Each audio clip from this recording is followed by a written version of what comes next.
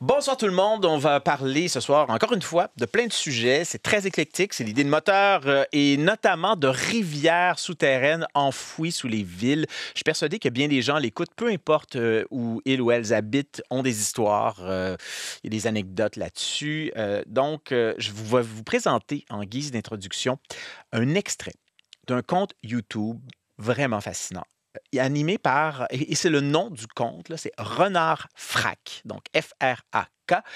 C'est François Plourde, de son vrai nom, qu'on pourrait, entre autres, décrire comme un genre de passionné, un défenseur de tout ce qui s'appelle nature urbaine. C'est quelqu'un qui fait un travail de recherche vraiment remarquable et de diffusion aussi sur son compte pour documenter donc cette nature urbaine qui a longtemps été ignorée, malmenée aussi, on va le dire. Puis c'est surtout très mal connu.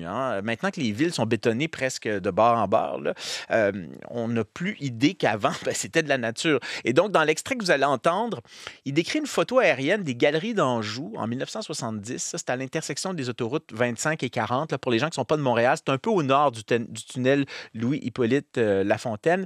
C'est très urbanisé aujourd'hui, mais écoutez bien comme il nous le raconte. Il y a déjà eu, en 1958, des histoires de pêche sur l'île de Montréal. Écoutez ça.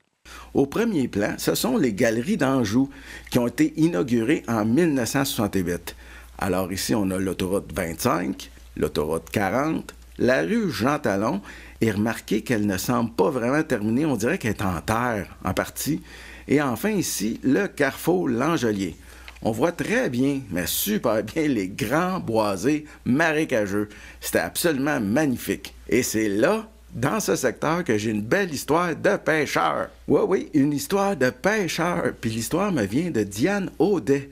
Un jour comme ça, elle rencontre un homme qui lui dit qu'à vers la fin des années 50, il allait pêcher, tenez-vous bien, pas loin des rues L'Angelier et Jean-Talon. Eh bien, on l'a vu plus tôt, cette zone était marécageuse et boisée, mais il y avait aussi des petits lacs apparemment liés au ruisseau Mawson ou de la Grande Prairie.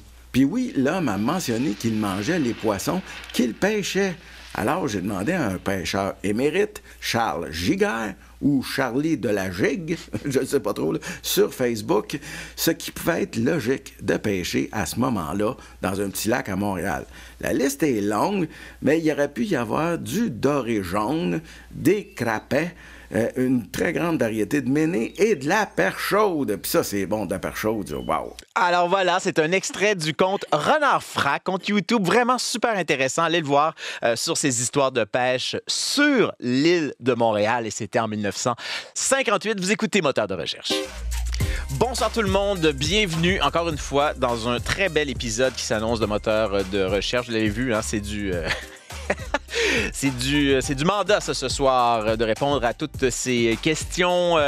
On a avec nous, justement, quelqu'un qui s'intéresse beaucoup à ces rivières urbaines. Il est géomorphologue, professeur titulaire au département de géographie, planification urbaine et environnement de l'Université Concordia. C'est Pascal Biron. Bonsoir, Pascal Biron. Bonsoir. Vous avez entendu Renard Frac, François Plourde. Qu'est-ce que ça vous inspire d'entendre ces histoires-là, qui sont quand même fascinantes? On n'a pas l'impression, on oublie qu'il y avait de la nature ici avant, quand on entend ça. Oui, ça fait pas si longtemps. Alors, il faut se remettre en tête que ça pourrait peut-être revenir, sait-on jamais. Et il y a tellement des belles histoires dans le monde, d'endroits, là, mais là, on parle là, de pas des petites villes, genre Séoul, là, qui ont fait littéralement revivre une rivière, mais dans un milieu ultra bétonné.